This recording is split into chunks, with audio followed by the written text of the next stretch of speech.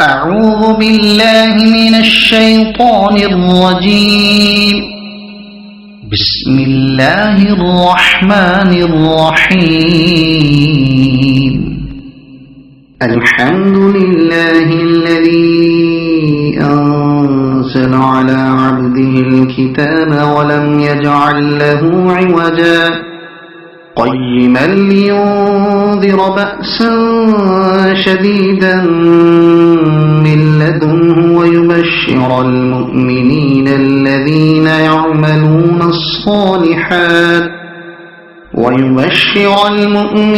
الذين يعملون الصالحات أن لهم أجرا حسنا ماكثين فيه أبدا وينذر الذين قالوا اتخذ الله ولدا ما لهم به من علم ولا لآبائهم كبرت كلمة تخرج من أفواههم إن يقولون إلا كذبا فلعلك باخع نفسك على آثارهم إن لم يؤمنوا بهذا الحديث أسفا إنا جعلنا ما على الأرض زينة لها لنبلوهم أيهم أحسن عملا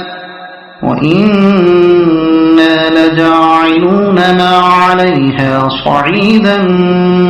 جرزا أم حسبت أن أصحاب الكهف والرقيم كانوا من آياتنا عجبا إذ أوى الفتية إلى الكهف فقالوا ربنا آتنا من لدنك رحمة وهيئ لنا من أمرنا رشدا فضربنا على آذانهم في الكهف سنين عددا ثم بعثناهم لنعلم أي الحزبين أحصى لما لبثوا أمدا نحن نقص عليك نبأهم بالحق إنهم فتية آمنوا بربهم وزدناهم هدى وربطنا على قلوبهم إذ قاموا فقالوا ربنا رب السماوات والأرض لن ندعو من دونه إلها لقد قلنا إذا شططا هؤلاء قومنا اتخذوا من دونه آلهة لولا يأتون عليهم بسلطان بين فمن أظلم ممن افترى على الله كذبا وإذ اعتزلتموهم وما يعبدون إلا الله فأووا إلى الكهف ينشر لكم ربكم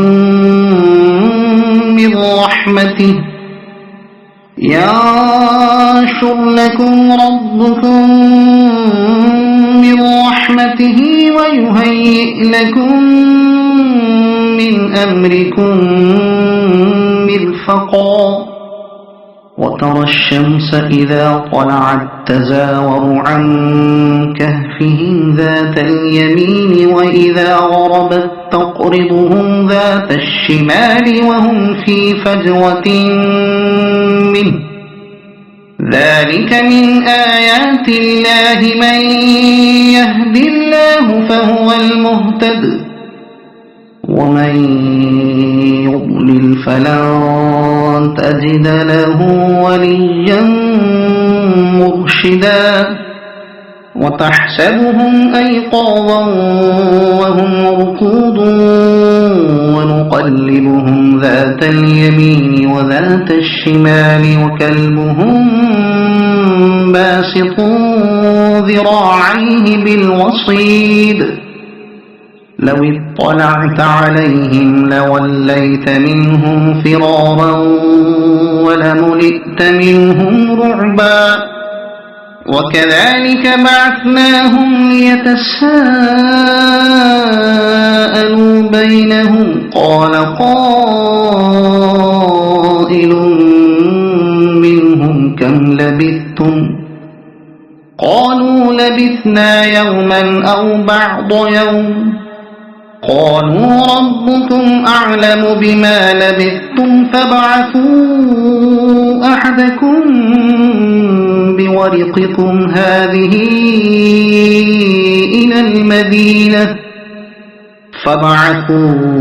أحدكم بورقكم هذه إلى المدينة فلينظر أيها أزكى طعاما فليأتكم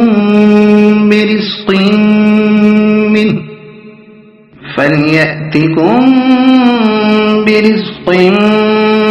منه وليتلطف ولا يشعرن بكم أحدا إنهم إن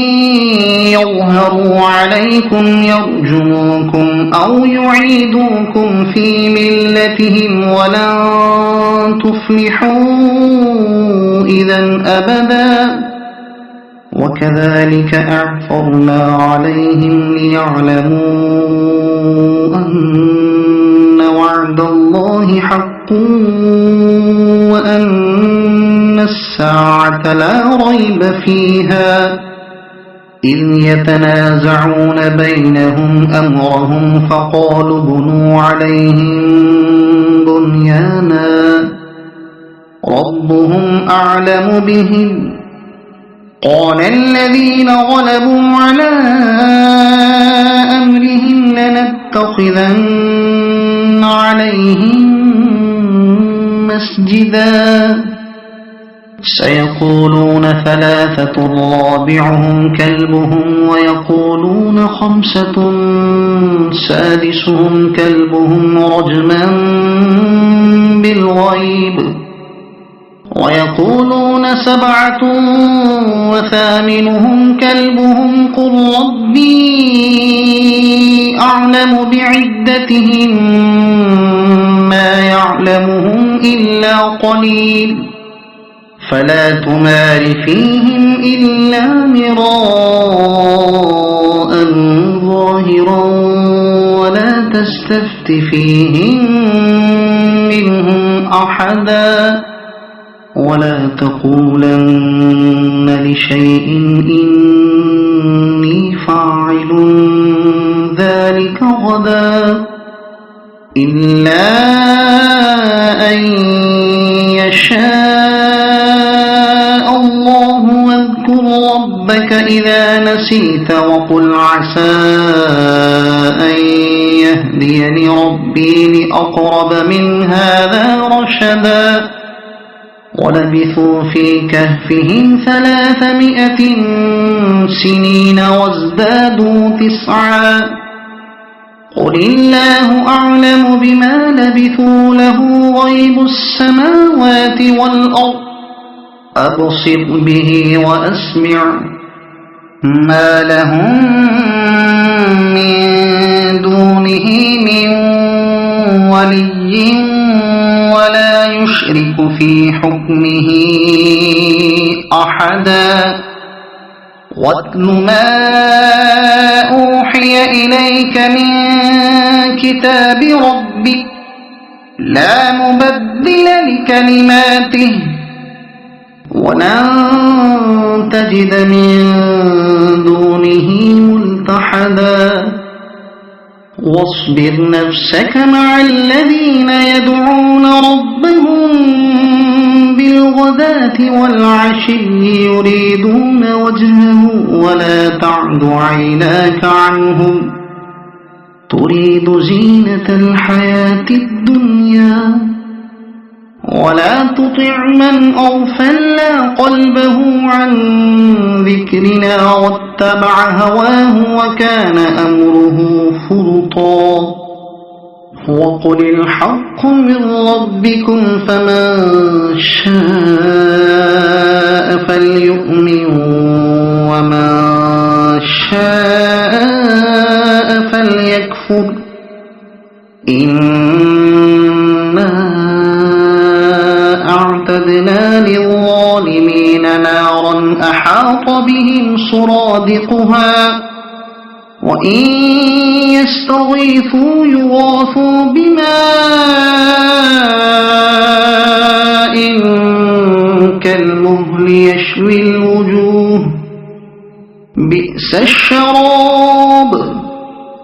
وساءت مرتفقا إن الذين آمنوا وعملوا الصالحات إنا لا نضيع أجر من أحسن عملا أولئك لهم جنات عدن تجري من تحتهم الأنهار يحلون فيها من أساور من ذهب ويلبسون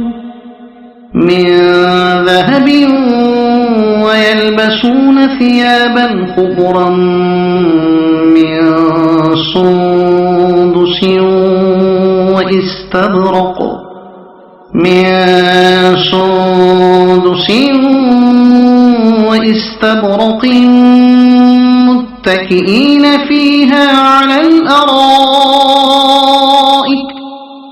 واستبرق متكئين فيها على الأرائك نعم الثواب وحسنت مرتفقا واضرب لهم مثل الرجلين جعلنا لأحدهما جنتين من أعناب وحففناهما بنخل وجعلنا بينهما زرعا كلتا الجنتين آتت أكلها ولم تظلم منه شيئا وفجرنا خلالهما نهرا وكان له ثمر فقال لصاحبه وهو يحاوره أنا أكثر منك مالا وأعز نفرا ودخل جنته وهو ظالم لنفسه قال ما أظن أن تبيد هذه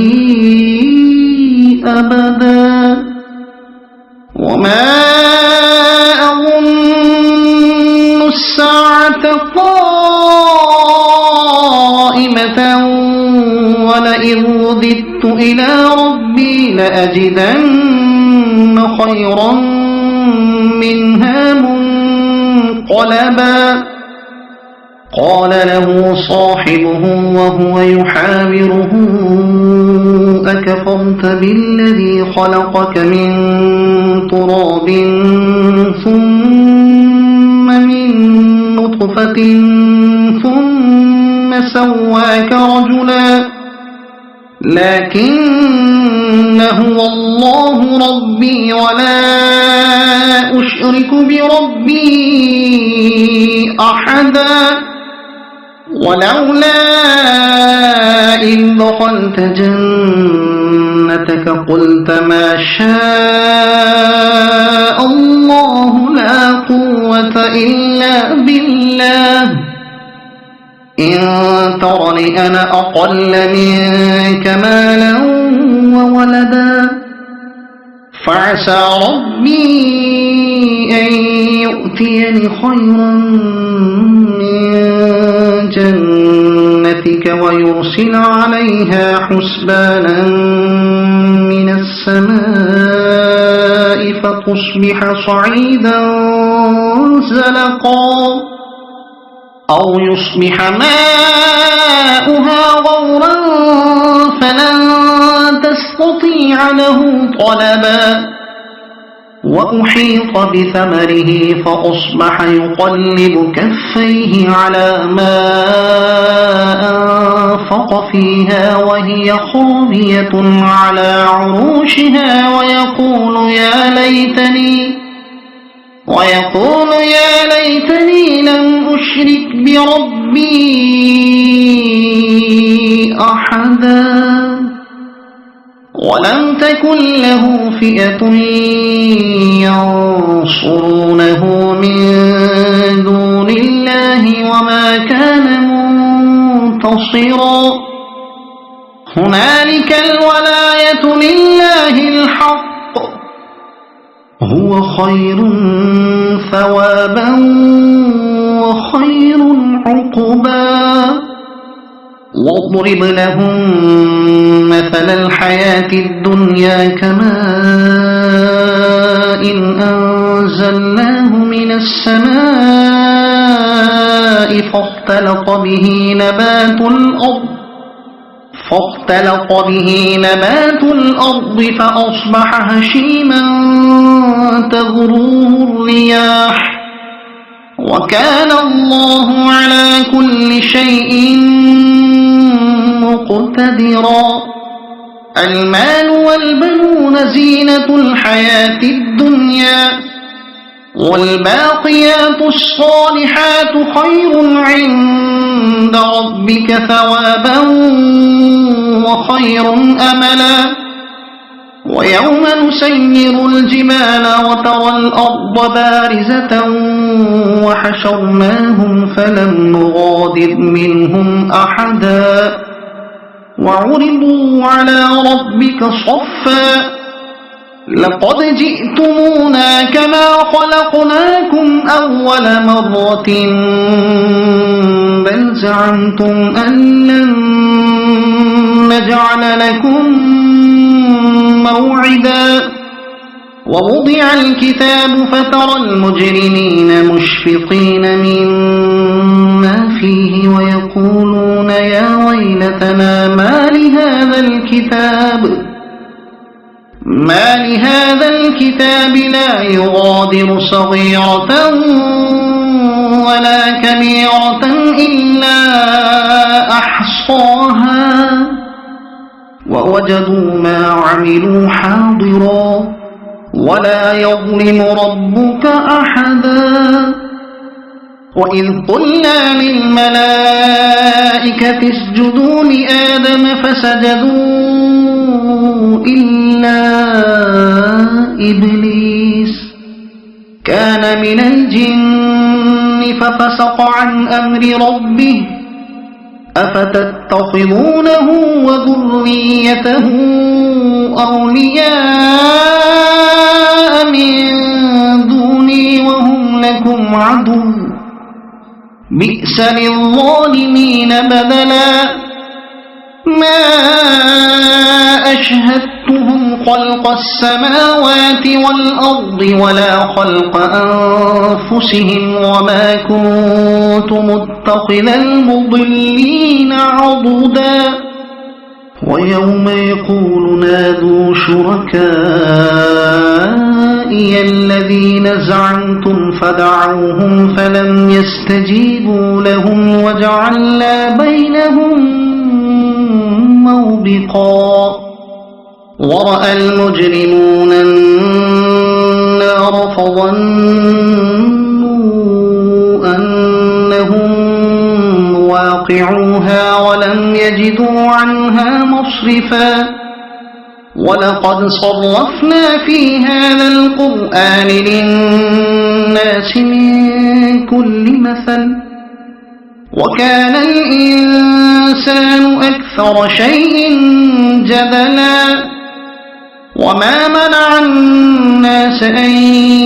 يؤمنوا إذ جاءهم الهدى ويستغفروا ربهم إلا أن تأتيهم سنة الأولين إلا أن تأتيهم سنة الأولين أو يأتيهم العذاب قبلا وما نرسل المرسلين إلا مبشرين ومنذرين ويجادل الذين كفروا بالباطل ليضحكوا به الحق واتخذوا آياتي وما أنذروا هزوا ومن أظلم ممن ذكر بآيات ربه فأعرض عنها ونسي ما قدمت يداه إنا جعلنا على قلوبهم أكنة أن يفقهوه وفي آذانهم وقرا وإن تدعهم إلى الهدى فلن يهتدوا إذا أبدا وربك الغفور ذو الرحمة لو يؤاخذهم بما كسبوا لعجل لهم العذاب بل لهم موعد لن يجدوا من دونه موئلا وتلك القرى أهلكناهم لما ظلموا وجعلنا لمهلكهم موعدا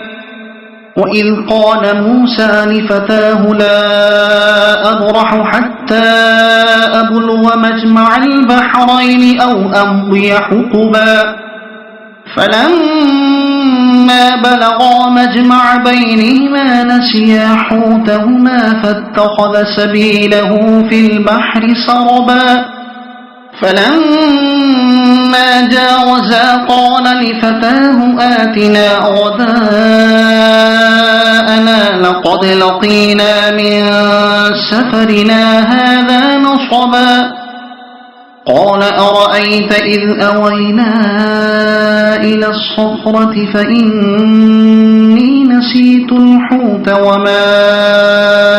أنسانيه إلا الشيطان أن أذكره واتخذ سبيله في البحر عجما قال ذلك ما كنا نبغي فارتدا على آثارهما قصصا فوجدا عبدا من عبادنا آتيناه رحمة من عندنا وعلمناه من لدنا علما قال له موسى هل أتبعك على أن تعلمني مما علمت رشدا قال إنك لن تستطيع معي صبرا وكيف تصبر على ما لم تحط به خبرا قال ستجدني إن شاء الله صابرا ولا أعصي لك أمرا قال فإن اتبعتني فلا تسألني عن شيء حتى أحدث لك منه ذكرا فانطلقا حتى إذا ركبا في السفينة خرقها قال أخرقتها لتغرق أهلها لقد جئت شيئا إمرا قال ألم أقل إنك لن تستطيع معي صبرا قال لا تؤاخذني بما نسيت ولا ترهقني من أمري عسرا فانطلقا حتى إذا لقيا غلاما فقتله قال أقتلت نفسا زكية بغير نفس لقد جئت شيئا نكرا قال ألم أقل لك إنك لن تستطيع معي صبرا قال إن سألتك عن شيء بعدها فلا تصاحبني قد بلغت من لدني عذرا فانطلقا حتى إذا أتيا أهل قرية استطعما أهلها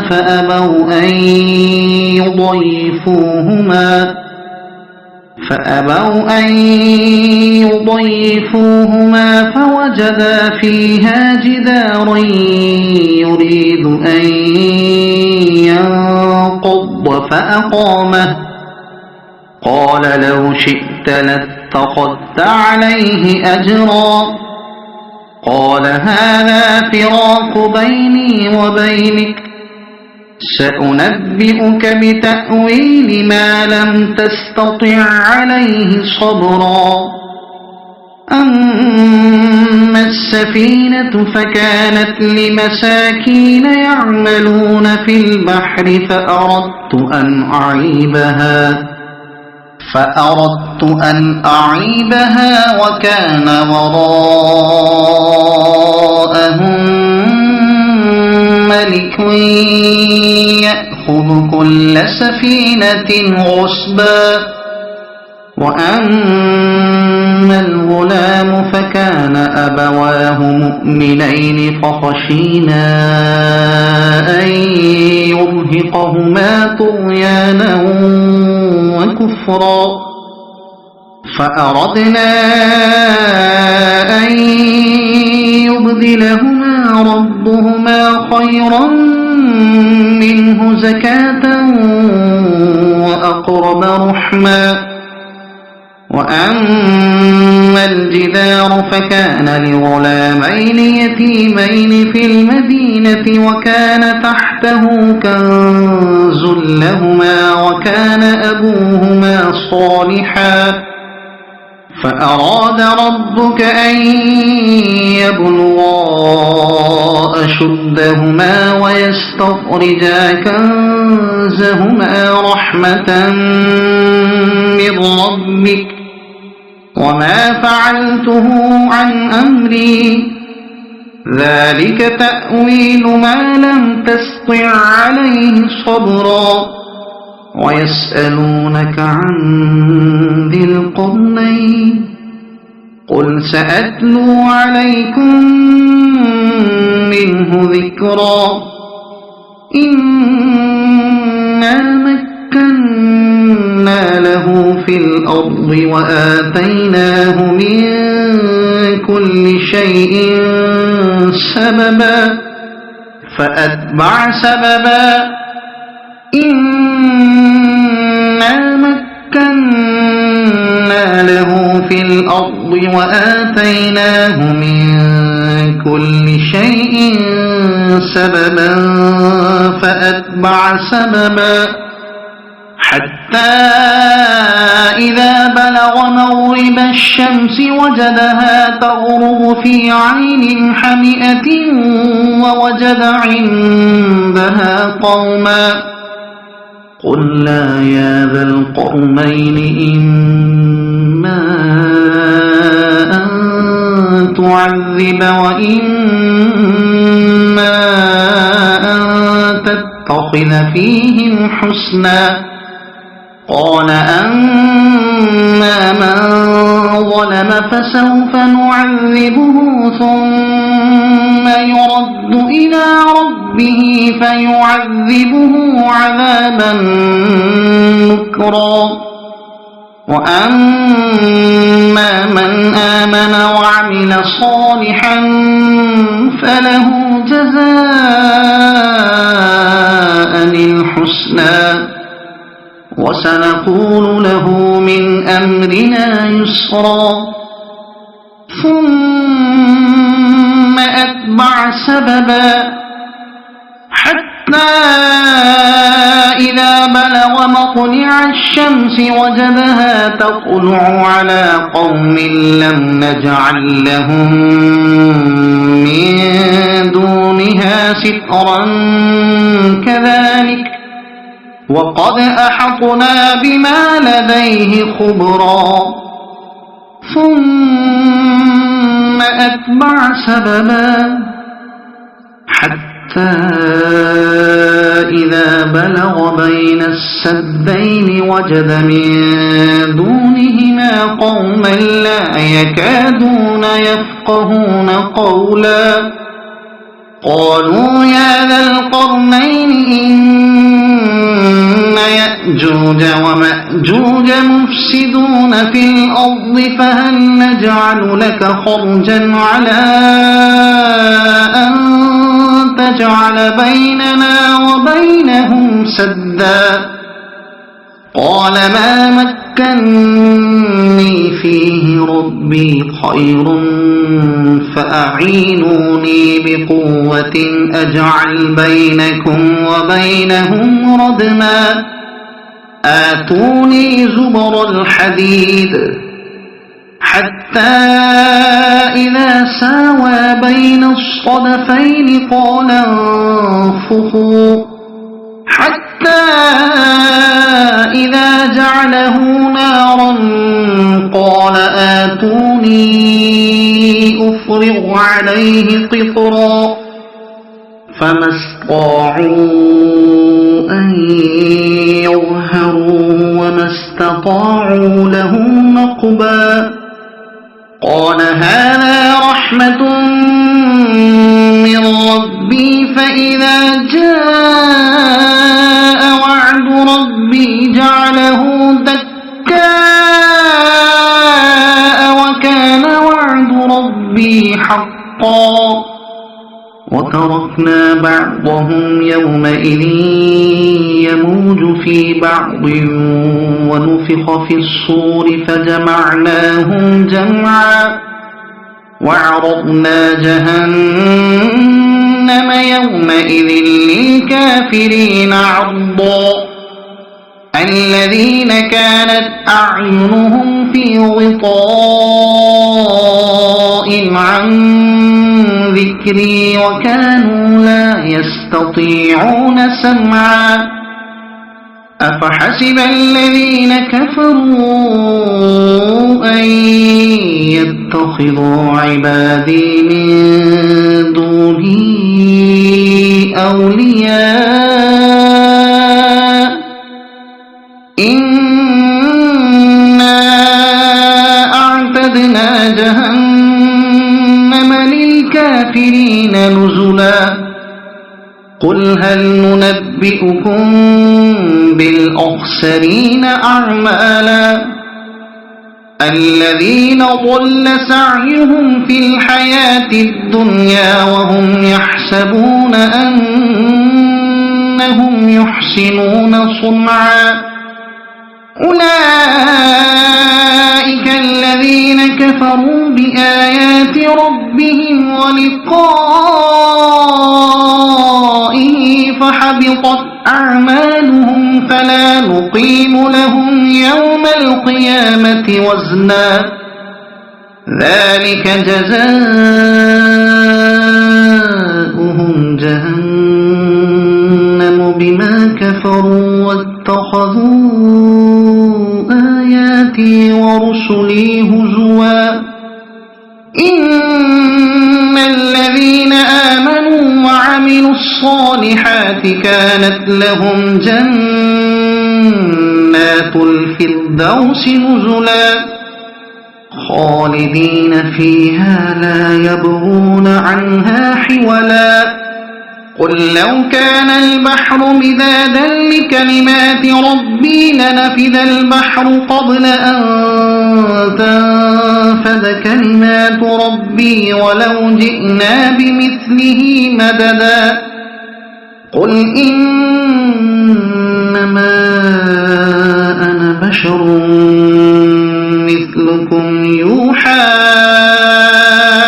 إلي أنما إلهكم إله واحد